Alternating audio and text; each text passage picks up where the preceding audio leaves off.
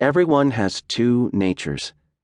One wants us to advance, and the other wants to pull us back.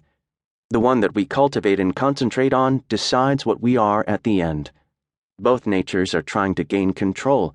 The will alone decides the issue.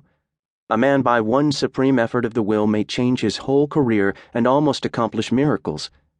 You may be that man. You can be, if you will to be, for will can find a way or make one.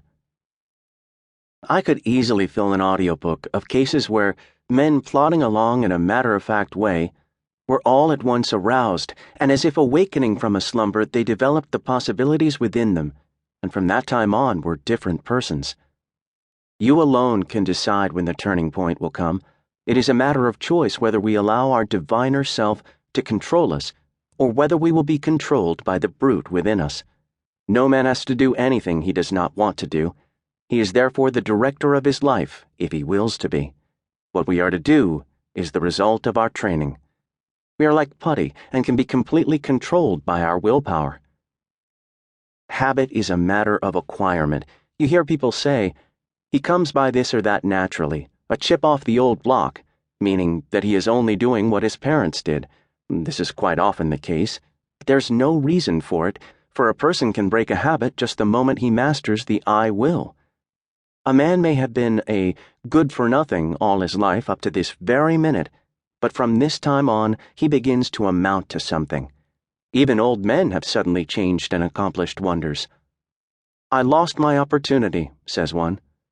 That may be true, but by sheer force of will, we can find a way to bring us another opportunity.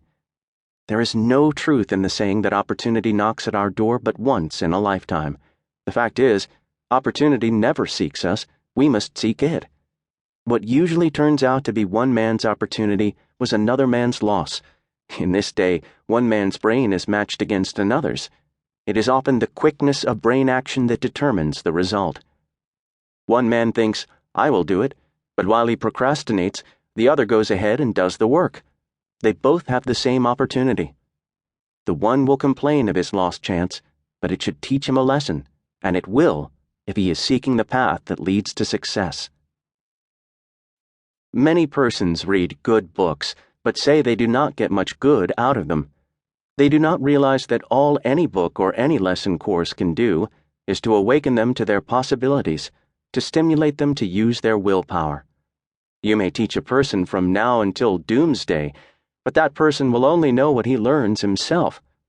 You can lead him to the fountain, but you can't make him drink. One of the most beneficial practices I know of is that of looking for the good in everyone and everything, for there is good in all things.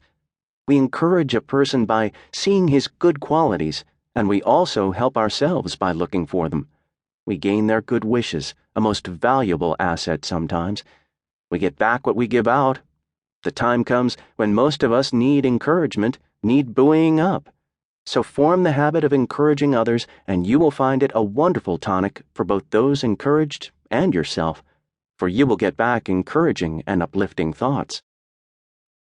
Life furnishes us the opportunity to improve, but whether we do it or not depends upon how near we live up to what is expected of us.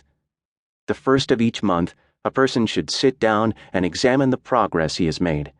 If he has not come up to expectations, he should discover the reason, and by extra exertion, measure up to what is demanded next time. Every time that we fall behind what we plan to do, we lose just so much, for that time is gone forever. We may find a reason for doing it, but most excuses are poor substitutes for action. Most things are possible. Ours may be a hard task, but the harder the task, the greater the reward. It is the difficult things that really develop us. Anything that requires only a small effort utilizes very few of our faculties and yields a scanty harvest of achievement.